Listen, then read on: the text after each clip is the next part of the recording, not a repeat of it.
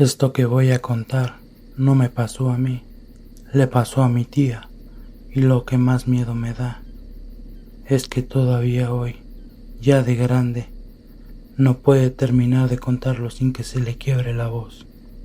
Ella tenía 15 años cuando pasó.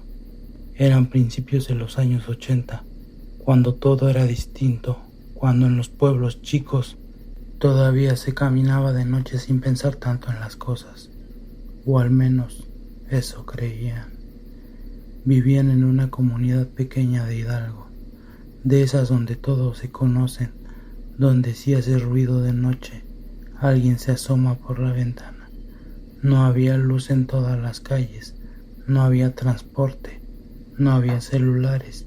Si salías, tenías que regresar como fuera por tus medios.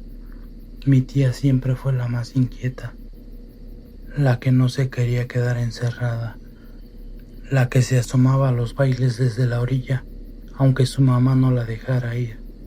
Ese día le dijeron que había un baile grande en un pueblo vecino. No era tan lejos, tampoco tan cerca. Un baile de esos con música en vivo, luces colgadas, cervezas calientes y gente que llega caminando desde otros ranchos. Ella se escapó. No sola. Eran varios jóvenes, hombres, mujeres, y todos más o menos de la misma edad. Algunos ya habían ido otras veces, otros no. Salieron cuando ya estaba oscureciendo. Se fueron riendo, empujándose, diciendo que regresarían temprano, aunque en el fondo sabían que no iba a ser así. El camino era de terracería, de esos caminos que de día no dan miedo, pero que de noche se sienten más largos. A los lados solo había milpas, árboles y cerros, nada más. Cuando llegaron al baile, todo fue normal. Eso es lo que siempre repite mi tía. Todo fue normal, y eso es lo que da más miedo ahora. Bailaron, rieron, tomaron refresco, algunos cerveza. La música sonaba fuerte, la gente gritaba, el polvo se levantaba del suelo. Por unas horas se olvidaron de todo. El problema fue cuando empezó a hacerse tarde, muy tarde. Alguien dijo la hora, no había relojes digitales, pero uno traía uno de manecillas. Ya había pasado la medianoche. Algunos querían quedarse más tiempo, otros ya estaban nerviosos. En esos años se decía que no era bueno andar de noche, que el monte no era solo monte cuando oscurecía. Al final decidieron regresar. El camino de vuelta ya no se sentía igual. La música quedó atrás, las risas se fueron apagando poco a poco. Caminaban en grupo, algunos iban adelante, otros atrás. El polvo se pegaba en los zapatos, el silencio empezó a pesar. Mi tía dice que fue entonces cuando sintió algo raro. No miedo todavía, solo esa sensación de que algo no estaba bien, como cuando sientes que alguien te mira aunque no lo veas. Nadie hablaba. De pronto uno de los muchachos que iba adelante se detuvo, levantó la mano. ¿Están viendo eso?, dijo. A lo lejos, por el camino, se veía algo moverse. Al principio pensaron que era una persona, luego que era un animal.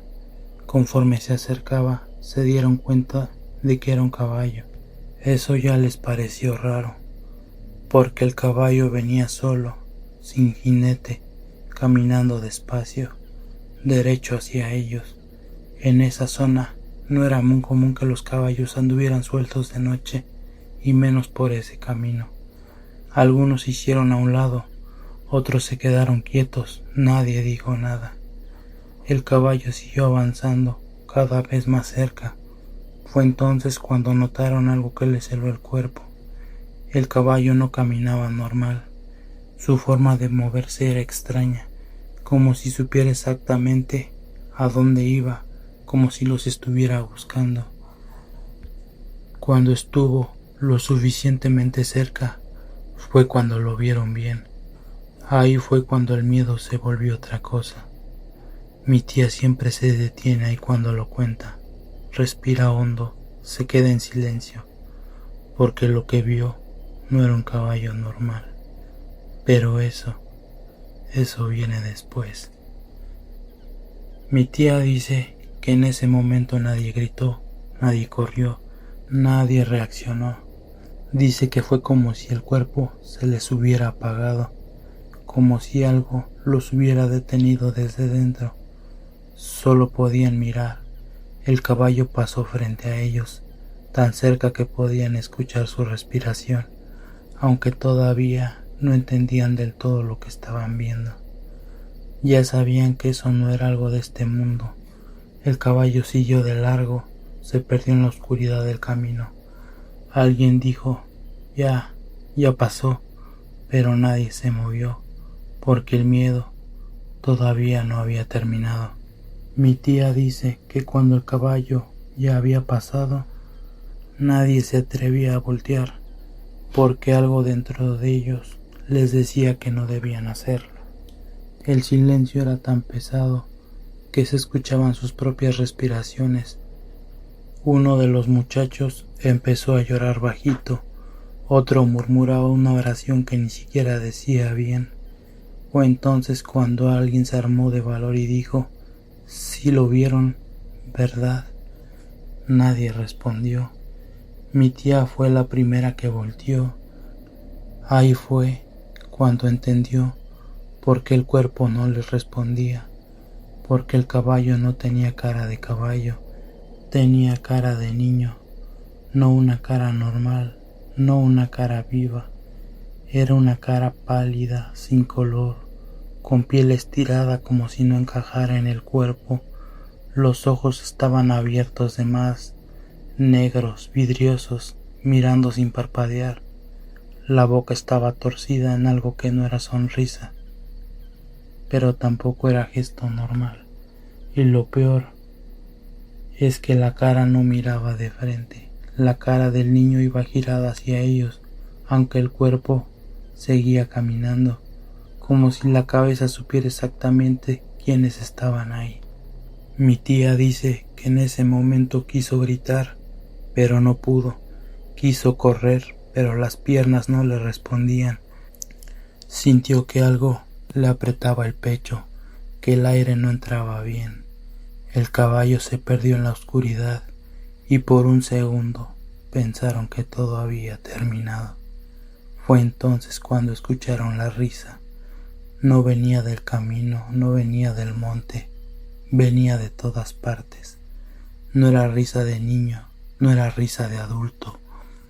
Era una risa gruesa, rasposa, como si algo se estuviera burlando de ellos, como si se estuviera riendo de su miedo.